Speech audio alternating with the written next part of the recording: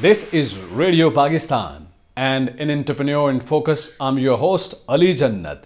Today we have a very special guest all the way from United States of America, Mr. Kenneth Leblond from the University of Massachusetts. Basically, he is Marketing Communication Manager. Thank you very much, Mr. Ken, for your time and thanks indeed to talking to Radio Pakistan. Firstly, tell us about yourself and do tell us that what is civic initiative and how do you engage youth into its activities? Hi, Ali. Thank you for having me. I'm very happy to be here, and thank you so much for inviting me to the program to talk about the University of Massachusetts and just a little bit about myself. So, to say a little bit about me, my name is Ken Leblond. I am the Marketing Communications Manager at the University of Massachusetts Donahue Institute. The Institute is an outreach project of the University of Massachusetts. The Donahue Institute, in many ways, acts as a consulting firm. So we use the expertise and the skills of the people at the University of Massachusetts, whether that be the staff or the faculty, and we apply those skills and abilities towards projects that we work on with our clients.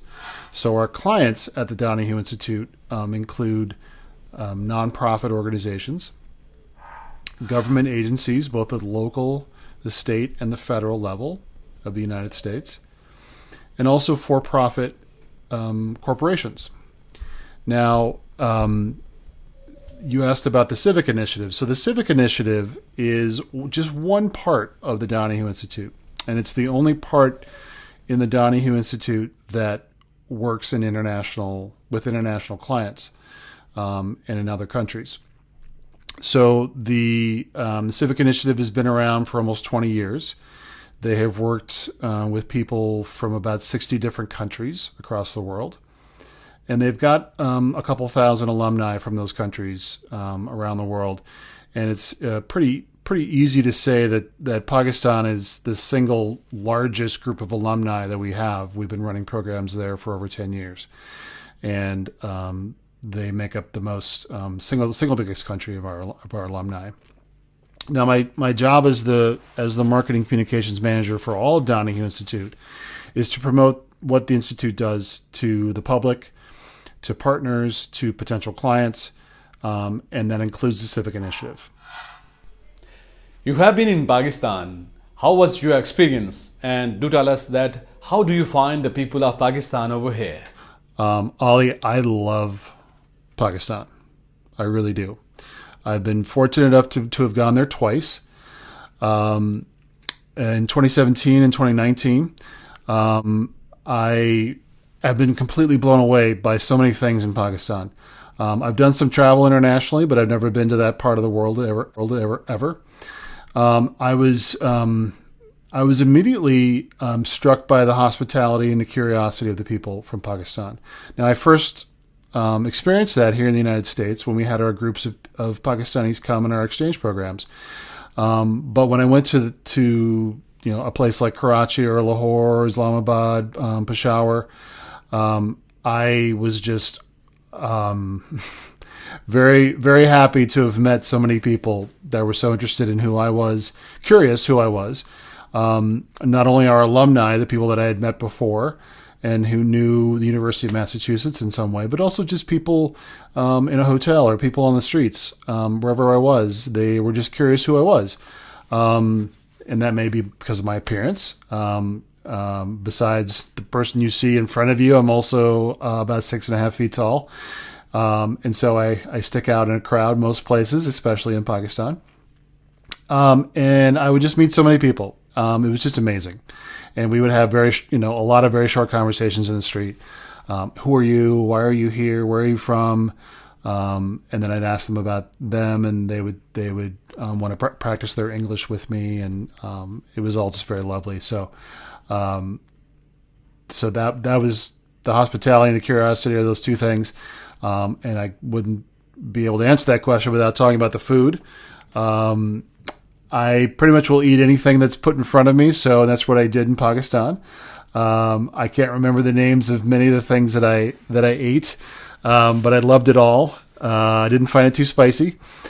I think the things that I remember most about that are parathas and doodh pati. Big fan of doodh pati. So, what type of exchange programs you do with Pakistan? Is this age-specific group programs? So, over the years, we've done several kinds of programs in Pakistan. A program called the Study of the Institutes of the United States, also known by its acronym SUSI, S-U-S-I. We've been running that for about 10 years, a little over 10 years. And this program takes university students, large groups of university students, about 30 people per year, and they come to the University of Massachusetts and they study topics regarding public policy, whether that be local public policy, statewide public policy, or also federal policy. And we do that through classroom experiences. We do that through site visits off campus. We do that through a study tour, which includes New York City, Washington, D.C., and also other parts of Massachusetts, including Boston. So that's our longest running program, Study of the United States Institutes.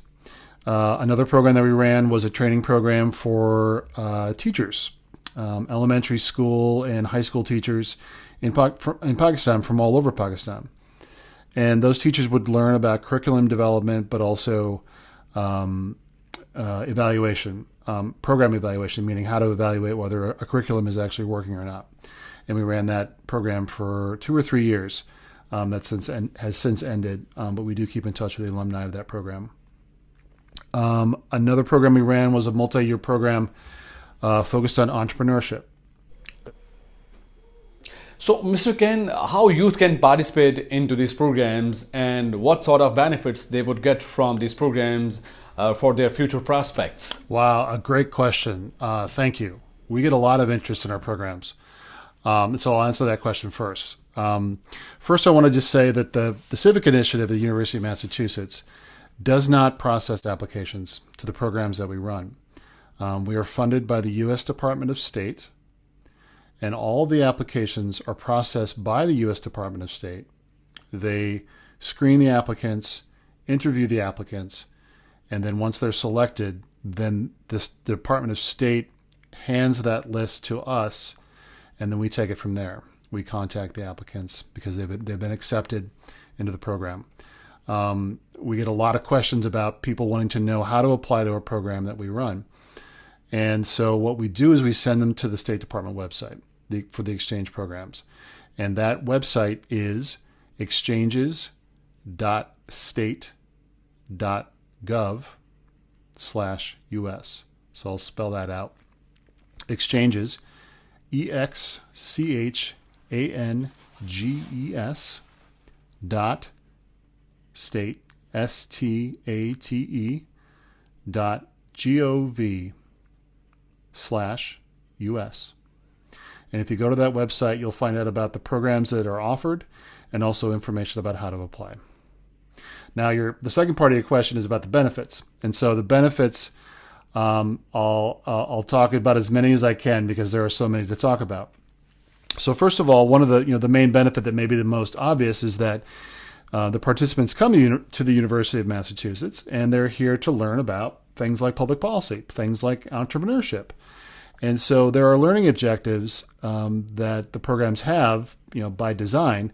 And so those are some of the main benefits, is that people are learning about public policy. They're learning about what they came to learn about. And so we have so many different types of programs that it probably doesn't make a lot of sense for me to go into those specific programs, into those learning objectives. So I'll talk about other benefits that are actually true for every program that we run. The Pakistani programs are that are for other countries. Now, the first set of benefits would be the friendships that are made by the participants, by our Pakistani friends, and the American staff that works on our programs. These staff are anywhere from administrative people like me down to actually University of Massachusetts students who we hire to help our Pakistani participants get to and from their classes. The students, the UMass students, the American students, eat with the Pakistani students. They'll sometimes live in the dormitories with the Pakistani students. Again, they're driving them around. They're visiting and attending the classes. Everything that the participants are at, these students are there. And by nature, all that time spent together forges some really great friendships between those two groups. Now, another benefit that I can speak more directly to are something called a homestay. Now, a homestay is a very short part of any given program. It's only about a day or so, but it involves having the participants come in very small groups, maybe 1, 2, or 3 people at a time. They come to an American home, and they meet the family, and they have dinner with the family, do activities. They can stay in the house if they want to and visit in the home, or they can go out and do activities around the neighborhood. But it's a time where the participants are not on campus. They're not with any other staff, the UMass, the University of Massachusetts staff, but they're with families. So I've actually hosted, I think 3 or 4 different groups of Pakistani students at my home. Several of them have slept over, and we've had breakfast for them in the morning. It's been wonderful just to be together and to have that time just to eat together and learn about each other. It's been incredible. Now, what I mean by that is that nobody really knows each other when they come here. They're all coming from different parts of the country. Some may come from the same city, but they don't know each other. Now, the interesting friendships that are made are those people that come from different parts of the country and maybe never would have come across a person from that part of the country before. Now, an example that I can think of is one woman from Karachi met a woman from a very remote part of KPK, and they became good friends. And they both admitted that they have met this person or probably would never have visited that part of the country before. And it took trying to get back. Took coming to the United States to actually meet each other, and they have to laugh about that because it's a long way to go to meet somebody from your own country. So, Mr. Ken, lastly, tell us what is your future goals and projects, and any message you would like to share with us. Let's see the future plans. My answer is going to be pretty predictable. It all depends on COVID. We continue to have programs that are scheduled for this year, for 2022, and we hope to have them in person. Our SUSI program with the college students learning about public policy, they should be coming in person. We have another program from Africa that should be coming in person. We have another program from Argentina that should be coming in person. But COVID will have the last say in that. Last year we had virtual programs for all the programs I just mentioned. We had virtual versions of those programs for all of them. And currently we have a virtual program in Pakistan as well, which we would love to have in person, but it's just not possible. So our hopes are for in-person programming here in the United States this summer. And then for me personally is to come back to Pakistan and finally have my 3rd trip there on my 3rd try of trying to get to Pakistan. I hope to get there, if not this year, then 2023, and come back and see all the friends I've made, and see more parts of your incredible country. So I want to thank you very much for the time. I think that was your last question. And again, thank you for your time, and I appreciate the time to talk about the University of Massachusetts. Thank you very much, Mr. Ken, Marketing Communication Manager from the University of Massachusetts. Thank you very much. You gave time to Radio Pakistan. Thanks indeed.